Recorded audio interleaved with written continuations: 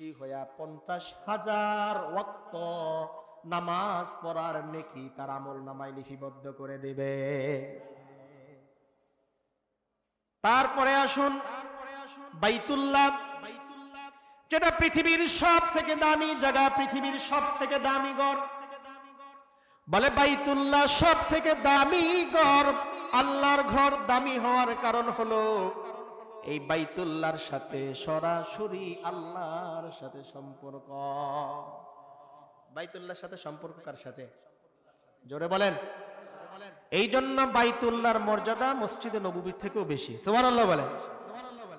মুসলমান ইমানদার, কোন মানুষের ব্যক্তির কারণে যদি কোন শহরের দাম বেড়ে যায়, ওই শহরের মানে শানে শহরের দাম বাড়লো না, ব্যক্তির দিকে নিসবত হওয়ার কারণে মদিনার দাম বেড়ে গেল, কোরআনের দিকে নিসবত করার কারণে বাইতুল্লাহর দাম বেড়ে গেল। পৃথিবীর মুসলমান, পৃথিবীর ভিতরে বহু ঘর রয়েছে, মসজিদগুলো আল্লাহর নামের সাথে নিসবত থাকার কারণে পৃথিবীর সব থেকে দামি ঘর মসজিদ হয়ে গেল। তেমনি ভাবে রাসূল বলেন শাবান শাহরি ওয়া রমাদান শাহরুল্লাহ।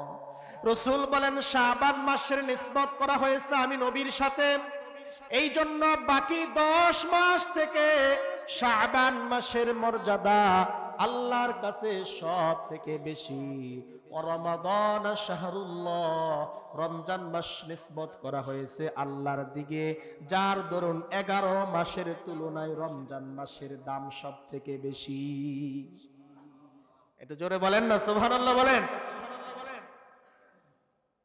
আল্লাহর নবী সাল্লাল্লাহু আলাইহি ওয়াসাল্লাম বলেন, ও মুসলমান, এই মাসে তোমাদের জীবনের সব থেকে বড় কিছু মেসেজ তোমাদেরকে নবী দিয়ে গেল। আল্লাহর নবী সাল্লাল্লাহু আলাইহি ওয়াসাল্লাম পৃথিবীর মানুষের জন্য 5টি মেসেজ দিয়ে গেছেন। কয়টি? কথা বলেন কয়টি? এই 5টি মেসেজ আল্লাহর নবী শাবান মাসে দিয়ে গেলেন।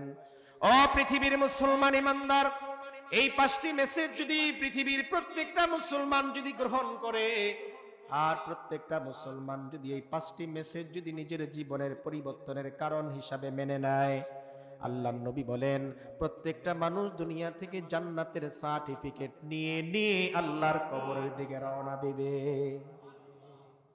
আমরা কি দুনিয়া থেকে জান্নাতি হয়ে যেতে চাই না? তাহলে এই 5টি উপদেশ আমাদের জন্য। আজকে এই 5টা বিষয়ের উপর আলোচনা থাকবে। আল্লাহ কবুল করুন, আমিন কোন। আরো জোরে বলেন আমিন।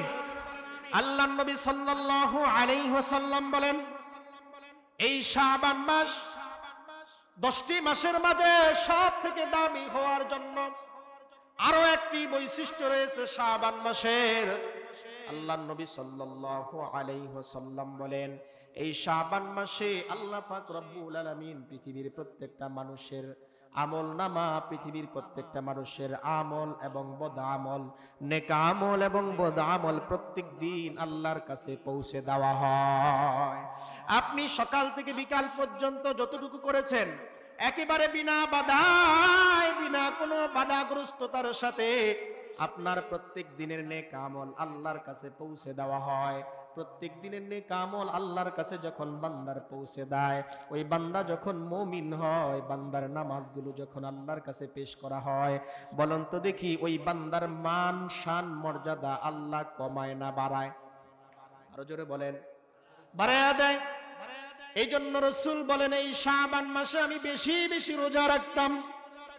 আম্মা যারা আয়েশা সিদ্দিকা রাদিয়াল্লাহু তাআলা আনহা বলেন ইয়া রাসূলুল্লাহ, ইয়া হাবিবাল্লাহ, আপনি বেশি বেশি রোজা রাখেন, বেশি বেশি রাত্রি জাগরণ করেন, কারণ কি? আম্মা যারা আয়েশা সিদ্দিকা রাদিয়াল্লাহু তাআলা আনহার কথার জবাবে আল্লাহর নবী বলেন তাহিয়াউনা কামা তামুতুনা, কামা তামুতুনা ওয়া তামুতুনা কামা তাহিয়াউনা।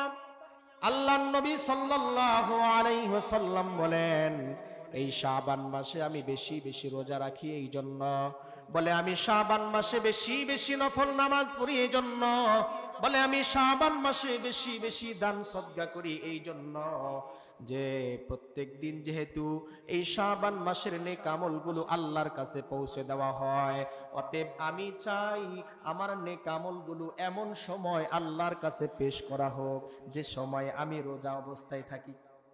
সুবহানাল্লাহ বলেন। আপনারা কথা বোঝেন নাই? আল্লাহর নবী বলেন আমি এমন অবস্থায় থাকি যে সময় আমার নেক আমলগুলো কার কাছে পেশ করা হয়। এই জন্য আমি দিনের বেলা রোজা রাখি, বলে রাত্রে বেলা যদি আমার নেক আমলগুলো আল্লাহর সামনে পেশ করা হয়, এই জন্য আমি রাত্রে বেলায় দাঁড়িয়ে দাঁড়িয়ে জায়নামাজে দাঁড়িয়ে দাঁড়িয়ে আমি আল্লাহ তাআলার কুদরতি কদমে সিজদা দিতে থাকি যেন